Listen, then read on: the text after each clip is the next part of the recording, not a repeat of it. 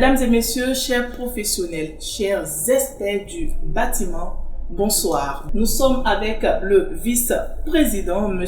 Wayne Kouni, Charles Christian Ouedraogo. Bonsoir. Bonsoir madame. Comment vous trouvez ce plateau qui est votre initiative? Très architecturé. À notre image. Merci à l'Ordre des architectes du Burkina. Comment est organisé l'Ordre? L'Ordre des architectes du Burkina est un démembrement de l'État créé par décret présidentiel depuis 1991 et qui rassemble tous les architectes inscrits sur son tableau. Donc il faut dire que au jour d'aujourd'hui, nous sommes autour de 200 architectes sur ce tableau. Et ces 200 architectes constituent l'Assemblée générale de l'Ordre qui élit son conseil de 7 membres. Et c'est ce conseil qui préside à l'exécution du programme d'activité de notre ordre. On rappelle, la Semaine de l'architecte est une initiative de l'Ordre des architectes du Burkina. Quel est l'objectif recherché à travers cette semaine? Cette semaine est une action statutaire, je dirais obligatoire, décidée de manière légale par l'État pour promouvoir l'exercice de la profession, la promotion de la qualité architecturale et également aussi le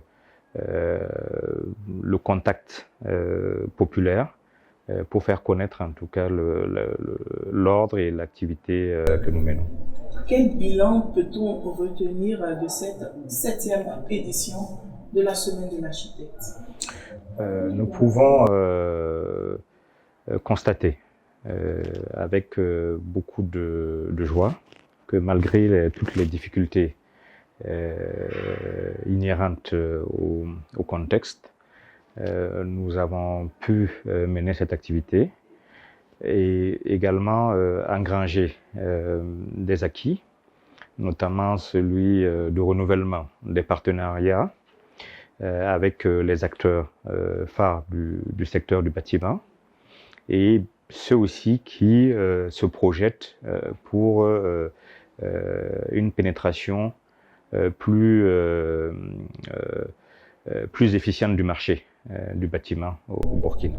Est-ce que vous considérez que le pari de cette 7e édition est gagné? Je dirais que le pari est gagné et nous ne pouvons que féliciter tout d'abord l'Ordre, donc son administration au siège, ses membres qui n'ont ménagé aucun effort pour soutenir le Conseil dans cette activité. Et nous ne pouvons que leur manifester notre satisfaction de cette cohésion renouvelée autour de ce rendez-vous biannuel. Comment avez-vous vécu cette période, chaque instant de cette semaine? Comme toute organisation humaine, il y a des moments de pression et de dépression.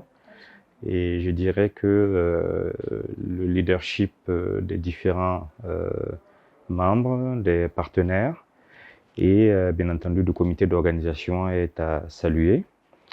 Et je pense que c'est grâce à cette synergie d'action, sur le principe du « il n'y a pas de problème, il n'y a que des solutions », nous avons pu relever en tout cas cette activité. Donc, quelques mois, c'est la fin de votre mandat. Que peut-on retenir comme grand axe? L'axe principal, c'est celui de la mobilisation des membres autour de la promotion de la profession, celui aussi de maintenir le cap et également aussi de nous projeter un tant soit peu sur les défis de l'heure, celui du maintien de notre activité et de son assise au sein de notre nation, qui traverse des moments, comme vous le savez, assez compliqués. Donc nous sommes un acteur important de cette résilience. En témoigne le thème qui a été abordé. L'intégration régionale, d'où la présence des pays comme le Bénin, la Côte d'Ivoire, le Togo. Est-ce qu'on pourrait reconduire ces initiatives-là dans les prochaines éditions? Tout à fait. Je dirais même que c'est de tradition maintenant, puisque même lorsque le thème ne touche pas aux questions d'intégration régionale, nous le faisons de fait en invitant tous nos confrères. Comme vous le savez, nous sommes membres d'organisations sous-régionales et internationales. Et donc, dans ce cadre, il y a toujours cet apport important pour nous lors de ces rendez-vous biannuels. Merci à vous de créer ce cadre propice de collaboration entre les différents membres de l'ordre des différents pays. Est-ce que, en tant que VP, vous avez un cri de cœur particulier à l'endroit des autorités concernant le métier? Tout d'abord, permettez-moi de saluer l'accompagnement de nos autorités. J'avoue que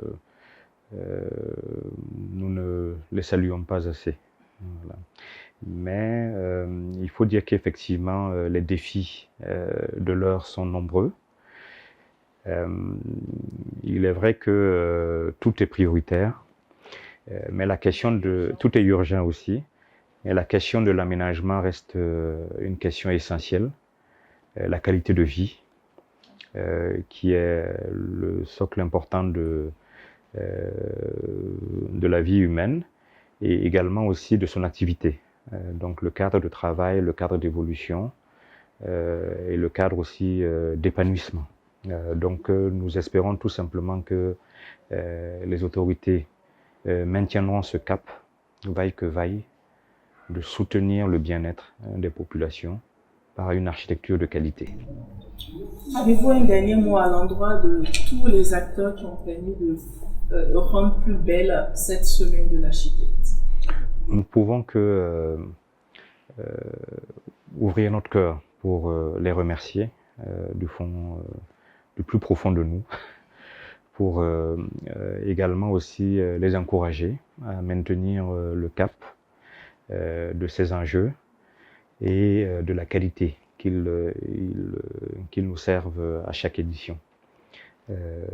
Comme vous savez, il y a un accompagnement continu que nous ne manquons pas de saluer, et nous espérons en tout cas que cette qualité sera maintenue et que nous serons toujours ensemble pour les auditions à venir. Merci d'avoir illuminé le plateau de la semaine de l'architecte. C'est la fin de cet entretien. On va se dire à très bientôt.